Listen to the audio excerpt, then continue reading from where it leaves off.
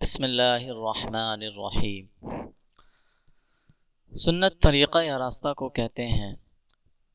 شریعت میں جس کام پر عبادت کے طور پر حضور صلی اللہ علیہ وسلم نے ہمیشگی کی ہے اور کبھی کبھی اس کام کو چھوڑا ہے تو اس کو سنت کہتے ہیں۔ اگر عبادت کے طور پر نہیں بلکہ عادت کے طور پر کسی کام پر حضور صلی اللہ علیہ وسلم نے ہمیشگی کی ہے تو اس کام کو مستحب کہتے ہیں۔ وضو میں یہ چیزیں سنت ہیں۔ نمبر 1 نیت کرنا، نمبر 2 بسم اللہ پڑھنا، نمبر 3 دونوں ہاتھ کلائیوں تک دھونا، نمبر 4 مسواک کرنا، اگر مسواک نہ ہو تو انگلی سے دانتوں کو ملنا، نمبر 5 3 مرتبہ کلی کرنا، اگر روزہ نہ ہو تو غرغرہ بھی کرنا،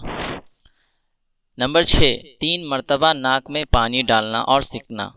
اگر روزہ نہ ہو تو ناک کے نرم حصے تک پانی پہنچانا، نمبر 7 گھنی داڑھی کا خلال کرنا، نمبر 8 ہاتھ پاؤں کی انگلیوں کا خلال کرنا، نمبر 9 ہر حصے کو 3 مرتبہ دھونا، نمبر 10 1 مرتبہ پورے سر کا مسح کرنا، نمبر 11 دونوں کانوں کا مسح کرنا،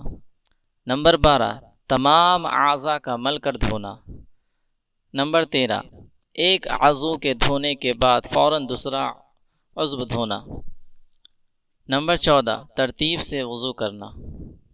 یہاں پر یہ واضح کرتے چلوں کہ وضو میں ان چیزوں کے سنت ہونے کا مطلب یہ ہے کہ اگر ان میں سے کوئی اگر چھوڑ دے تو وضو تو ہو جائے گا لیکن وضو کے ثواب میں کمی ہو جائے گی یا ثواب نہ ملے گا۔ جیسے اگر کوئی بارش میں بھیگ جائے تو وضو تو ہو جائے گا کیونکہ اعضائے وضو دھل گئے، لیکن وضو کا ثواب حاصل نہ ہوگا کیونکہ نیت نہیں پائی گئی۔